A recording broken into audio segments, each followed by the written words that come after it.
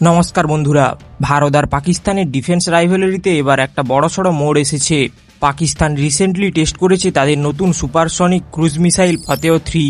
আর এই টেস্টের পর থেকেই সোশ্যাল মিডিয়া থেকে শুরু করে ডিফেন্স মহলে একটাই কথা ঘুরপাক খাচ্ছে, এটা কি আসলে ভারতের ব্রহ্মোস মিসাইলের প্রতিদ্বন্দ্বী? মনে আছে তো আগের বছরের সেই অপারেশন সিন্দুরের কথা, যেখানে ভারতের ব্রহ্মোস মিসাইলের ধাক্কায় পাকিস্তানের সেনাঘাঁটি আর বিমানঘাঁটি কার্যত ছারখার হয়ে গিয়েছিল। ডিফেন্স এক্সপার্টদের একাংশের মতে এই অপারেশনের ক্ষত ঢাকতেই তড়িঘড়ি এই ফতেহ-3 ময়দানে নামিয়েছে পাকিস্তান। এই মিসাইলের পেছনে লুকিয়ে আছে একটা বড় চাইনিজ চক্রান্ত। আজ আমরা এই ভিডিওতে একদম সহজ ভাষায় ডিকোড করব ফতেহ-3 আসলে কতটা শক্তিশালী। এটা কি সত্যি ব্রহ্মোসকে টক্কর দিতে পারবে, নাকি ভারতের এয়ার ডিফেন্সের সামনে এটাও স্রেফ খেলনা প্রমাণিত হবে? ভিডিওটা স্কিপ না করে শেষ পর্যন্ত দেখুন, কারণ আজকের বিশ্লেষণে থাকছে চরম আকর্ষণীয় সব তথ্য।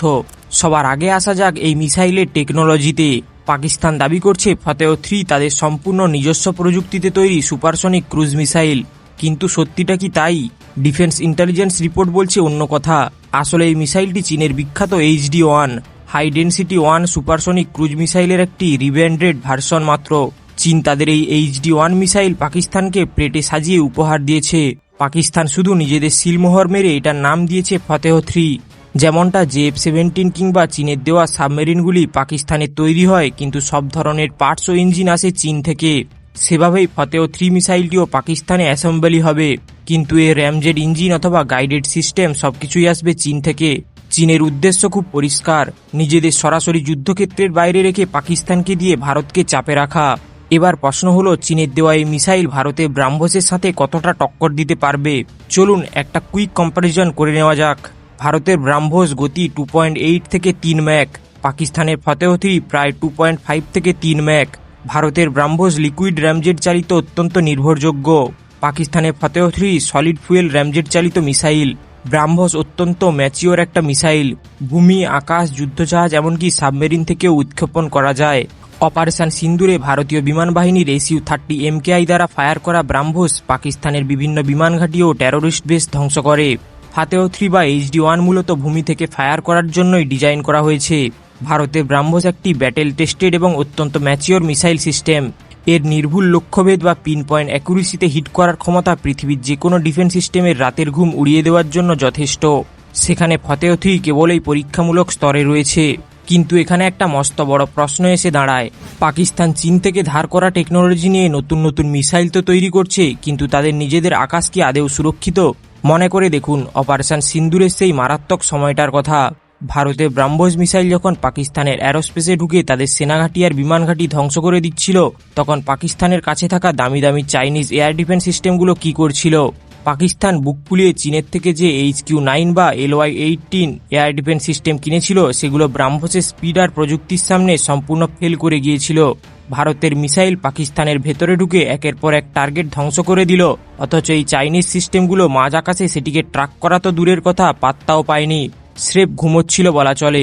ডিফেন্স এক্সপার্টরা এখন হাসাহাসি করে একটা কথাই বলছেন, পাকিস্তানের নতুন মিসাইল টেস্ট করার আগে নিজেদের ভাঙাচোরা এয়ার ডিফেন্স ব্যবস্থা ঠিক করায় মনোযোগ দেওয়া উচিত ছিল।